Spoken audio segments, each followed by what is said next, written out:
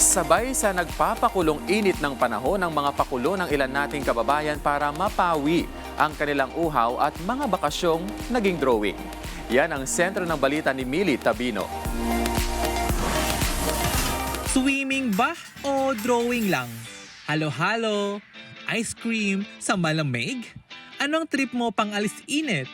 Summer is here na talaga. Kaya naman, posted na online ang iba't ibang pakulo ng mga Pinoy ngayong summer. Just act like nothing happened baka mo? Naging trending online ang nakakatuwa at nakakaslayable na sablay moment ng isang bakasyonista sa Pampanga matapos tangay ng surf simulator. Aba, hindi nagpaawat sa pag-aura ang inyong diva na si Adi. Ang kanyang trending video, umabot na sa 36.5 million views. Para sa iyo, Adi, ito ang 10 claps para sa iyo. 1, 2, 3, pose. IG post baka mo? Kakaibang trip ng magkakaibigan na ito na mula sa Bataan. Naka-ready na kasi ang kanilang printed photo reference na gagayahin na post para sa kanilang planadong beach photoshoot. Ang kanilang prepared photoshoot ay umabot na sa 12.3 million views.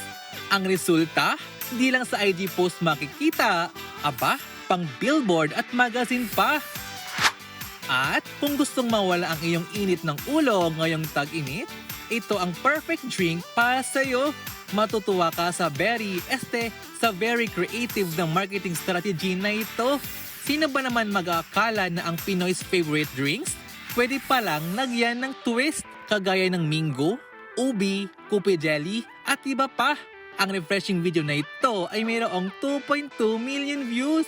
Millie Tabino para sa Pambansang TV sa Bagong Pilipinas.